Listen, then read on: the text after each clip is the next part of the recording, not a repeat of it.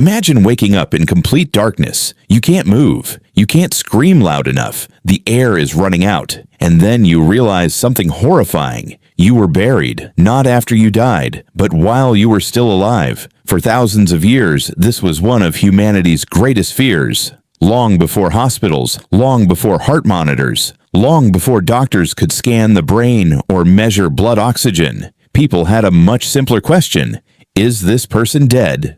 And, surprisingly, the answer was not always obvious, because throughout history people have fallen into deep comas, suffered mysterious illnesses, become unconscious from injuries, or entered states so still that they appeared completely dead. Sometimes they never woke up, but sometimes they did. Unfortunately, by then, it was too late. Today, we're exploring one of history's most terrifying possibilities: how ancient people determined death, why some people may have been buried alive, and how entire cultures developed strange rituals to prevent that nightmare from happening. To understand the problem, we first need to travel back thousands of years. Today, determining death is relatively straightforward. Doctors check heart activity, brain function, breathing, blood circulation, and many other biological signs. Ancient people had none of these tools. No stethoscopes, no ECG machines, no brain scans, no emergency medicine. In many ancient societies, a person was declared dead if they stopped moving, stopped responding, stopped breathing visibly, and appeared cold. Simple. But the human body can be surprisingly deceptive. Certain illnesses can slow breathing to almost nothing. Some poisons can make a person appear lifeless. Severe hypothermia can dramatically reduce heart rate. Brain injuries can place people into deep, unconscious states. Even today, doctors sometimes repeat a phrase, "You're not dead until you're warm and dead," because extremely cold individuals can appear dead despite still being alive. Ancient people didn't know this. If someone appeared dead long enough, preparations for burial often began, and those preparations sometimes happened very quickly. Many ancient civilizations buried their dead within hours or days, partly for religious reasons, partly because preserving bodies was difficult, and partly because dead bodies could attract animals and create unpleasant conditions. In hot climates, decomposition could begin rapidly. Without refrigeration, waiting for several days wasn't always practical. As a result, many cultures preferred swift burials. The faster the burial, the greater the chance that a mistaken diagnosis could become fatal. Imagine a person suffering from a severe fever. Their breathing becomes shallow. Their pulse becomes weak. They lose consciousness. Family members gather. A village elder examines them. No response, no visible breathing, no movement. The conclusion seems obvious. They're dead. Except they aren't. One of the most famous conditions that frightened people throughout history was catalepsy. Catalepsy can cause a person to become rigid, motionless, and unresponsive. Breathing may become extremely shallow. Muscles can remain frozen in unusual positions. To observers with little medical knowledge, the person appears dead. Stories involving cataleptic episodes spread across Europe, Asia, and the Middle East for centuries. Whether every story was true is impossible to know, but the fear became deeply rooted in human culture. People worried that one day they might wake up inside a coffin. Ancient burial practices varied enormously around the world. In ancient Egypt, the dead often underwent elaborate preparation before burial. Mummification could take weeks. Ironically, this lengthy process likely reduced the chance of accidentally burying someone alive because the body underwent extensive examination. Other societies moved much faster. Many tribal communities around the world buried the dead shortly after death was declared. Some wrapped bodies in cloth.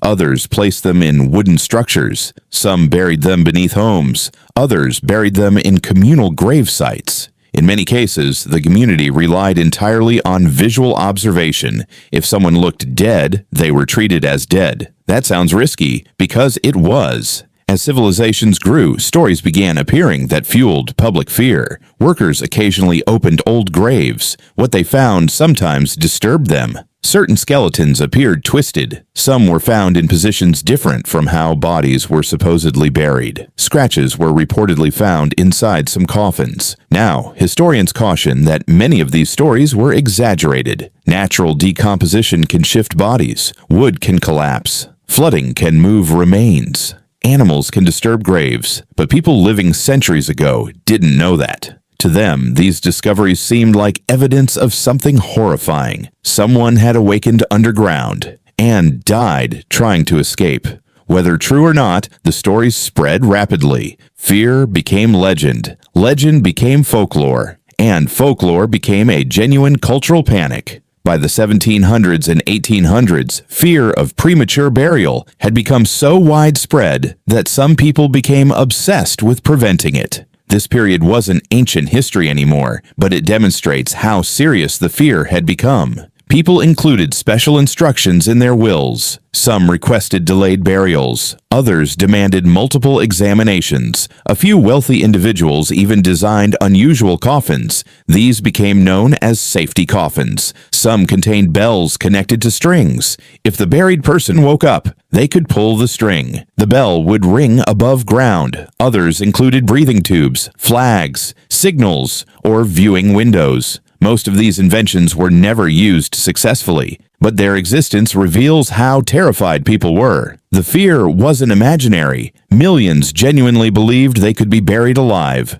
The fear became so powerful that it entered literature. Writers used it to terrify audiences. Perhaps no writer embraced this fear more than Edgar Allan Poe. Several of his stories explored premature burial. His readers were horrified because the possibility felt real. Unlike monsters or ghosts, this could actually happen. At least, people thought it could. And that made it far scarier. Interestingly, many cultures developed their own methods to ensure death had truly occurred. Some families waited longer before burial. Some watched the body continuously. Others performed rituals involving mirrors, candles, or observations of breathing. In certain regions, relatives would remain with the deceased overnight, not simply out of respect, but because they wanted certainty. If there was any chance the person might wake up, they wanted to know. These traditions evolved for religious reasons as well, yet they also provided an unintended benefit: extra time. And extra time could save lives. The problem wasn't limited to ordinary illness. Ancient warfare created additional confusion. Battlefields were chaotic. Soldiers were knocked unconscious, suffered head injuries, lost blood, entered shock. In the aftermath of battle, distinguishing between the dead and the nearly dead wasn't always easy. Some wounded soldiers later regained consciousness after being assumed dead. Historical records describe numerous cases where people unexpectedly recovered after appearing lifeless for hours. Fortunately, not all of them had been buried, but such events reinforced public fears. If someone could wake up after appearing dead, who else might have been buried too soon? Then there were diseases. Plagues swept through ancient and medieval societies repeatedly. When deadly outbreaks struck, communities often rushed burials. Fear spread faster than facts. The priority became removing bodies quickly. During such crises, mistakes became more likely. People overwhelmed by disease, panic, and limited medical knowledge faced impossible decisions. And in some cases, those decisions may have been tragically wrong. Thankfully, modern medicine dramatically reduced these risks. Today, death is determined using far more sophisticated methods. Doctors evaluate heartbeat, brain activity, breathing,